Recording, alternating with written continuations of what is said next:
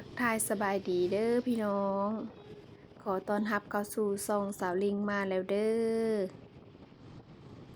มื้อนี้สาวลิงสิพาทุกคนไปเที่ยวงานบุญธาตุอิงหั่งทุกคนหรือว่าสิว่าอันบุญประจำปีก็แม่นเนาะเพราะว่าปีหนึ่งเพิ่นสิจัดเทื่อหนึ่งค่ะนะบุญนมัสการพระธาตุอิงหั่งประจำปีแล้วก็เป็นบุญประเพณีประจำท้องถิ่นประจำแขวงสวรรณเขตของเฮาเนาะนี่คือบรรยากาศข้างทางระหว่างทางไปทุกคนรถก็หลายกระเจ้ากำลังออกไปลินบุญขี่รถแต่ตัวเมืองนี่นะเทศบาลเมืองนี่ออกไปก็บ่ได้ไกลไปเลยดอกทุกคนนี่ได้ฮอดทางแวเฮาล่ะ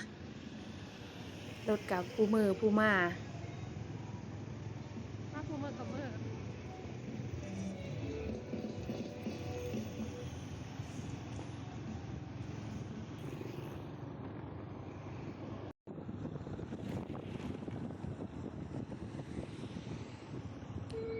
ระหว่างทางเฮาไปกับรถโซนกันไปโซนกันมากกับขี้ฝุ่นก็หลายผู้ขี่รถเยอะก็หลายเนาะแต่เฮาบัดขี่รถจักรนะทุกคนดิเพิ่นกำลังติดสติกเกอร์กับแม่ติดสติกเกอร์หั่นแหละทุกคนสติกเกอร์รถจักรก็ 15,000แต่เฮาก็ติดสติกเกอร์ก่อนเนาะเฮ็ดตามกฎกติกา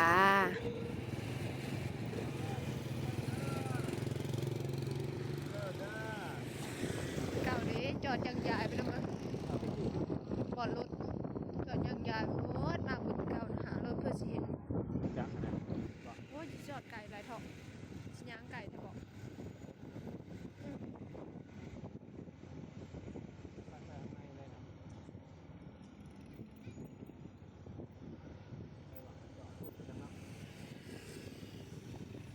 อะไรจอดทางไหนก็จอดเลยจอดไก่หลายคันยางเลย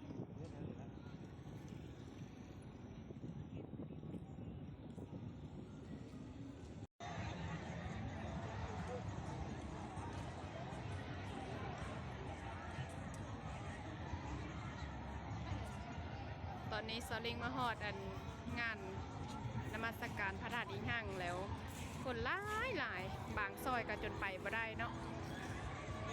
บางซอยก็คนแออัดแห้งคึกคืนอะไรปีนี้นะปีกายนี่ฮอดบ่ได้มาญาลูน้อยปีนี้ละมาละคนหลายเลยอาหารการกินก็หลายเครื่องไซของซอยก็หลายเดี๋ยวจังน้อยสิพาไปเลาะเบิ่งบรรยากาศเด้อทุกคนเด้อเลาะเบิ่งกินนี้ยังบ่ทันได้ถ่ายเอาซ้ำสิเข้าไปเลาะอีกจังน้อยก่อน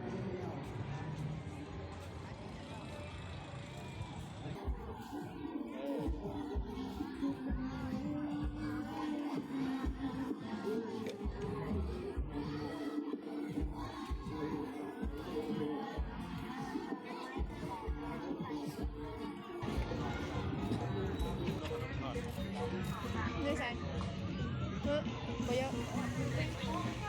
ทีมไทยมีเหตุเขาเป็นเวลากันนี้ค่ะเป็นที่มีปัญหาเนาะเป็นเคยกันใครบอกกี่เนี่ยบอก อันนี้คือกองเข้าเพิ่นเฮ็ดงานนั้นเป็นเขาเอิ้นว่างานบุญกองเข้าพร้อมกับบุญนมัสการพระธาตุอิงหั่งเลย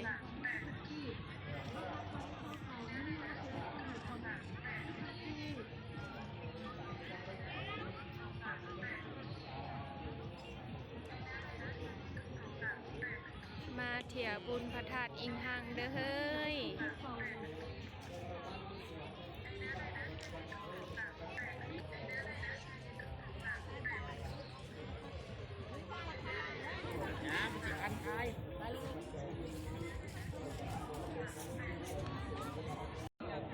กองเข้าเมืองอัสสทอดเลย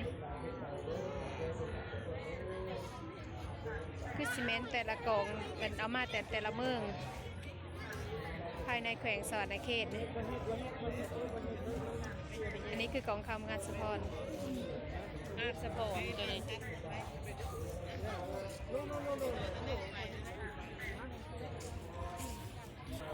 คำขวัญเพื่อกับบุญกองข้าวใหญ่ไว้พระธาตุอิงหั่งเด้ รยากาศมีเถียงหน้าน้อยนำแล้วก็มีคกหมองมีบอนต่ำข้าวอีกเป็นเม็ดข้าวได้นะโบแมนเฟิงได้เป็นเม็ดข้าวเลยนี่ยังมีเม็ดข้าวอยู่แล้วกล่องข้าวเมืองพีนนี่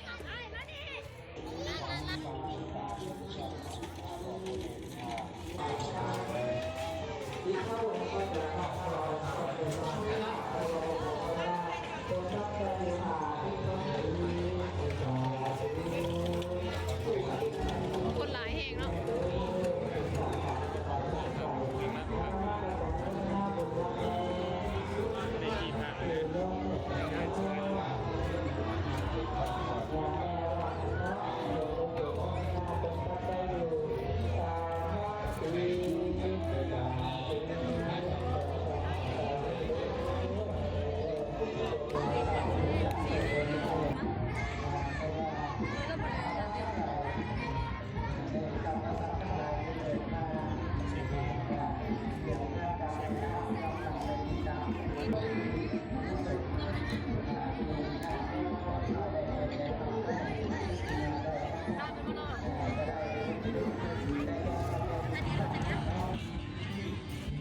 เลาะได้3-4 หอมแล้วก็มือแล้วก็เดี๋ยวพากันมือแล้วทุกคน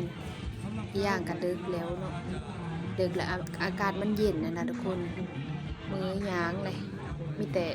ซื้ออันกินติดไม้ติดมือเล็กๆน้อยๆสิเฮาก็พากันออกมืออันปีฟ้ารถจักรก็คันหนึง15,000 กีบนะทุกคนก็บ่ได้แพงเนาะเด็กผู้มือผู้มาผู้กำลังมาก็ กำลัง มี มากันหลายๆ ผู้ เนาะ กำลังมือคือที่เฮาก็มี หา ห กัน ลาย มาหอดก็มีเลยนะ บางคนก็มาแต่เว้นแล้วหรือว่าเพิ่นก็อยู่ไกลบางคนเพิ่นก็ลืมออกมือแล้วสามีเพิ่นสิฮอดบ้านนะว่าตอนนี้กับ8 โมง ส่วน ปลาย เฮา แล้ ก็ ว กำลังมือ เฮาก็พากันออกมือ 8 โมงปลาย ที่รู้จักออกมือทางเก่าหั่นแหละทุกคนเลย ยันหนาวเนาะ เพราะว่ามันมีทางเว้นออกไปทางนึงอีกแต่ถ้าเฮาบ่เยอะออกไป คนก็หลายนี่เราได้ อันมันเป็นทางอันมีฝุ่นหลายแล้วก็เป็นทางอันเปรี้ยวเนี่ยก็เลยมือทางเก่าดีกว่านะขอให้ขี่มือทางเก่า มาเนาะ ถ้าไปทางนั้นผัดมันเป็นป่าหลาย มันเพิ่นคนยังบ่หลายหั้นนะกะยานแน่กะแมนคือความปลอดภัยหั้นนะสำหรับคลิปนี้กับซาวลิงขอจบไว้เพียงเท่านี้เด้อทุกคนเด้อขอบใจเด้อทุกคนเด้อที่เข้ามารับชมเด้อพบกันใหม่คลิปหน้าเด้อทุกคนไปก่อนเด้อบ๊ายบาย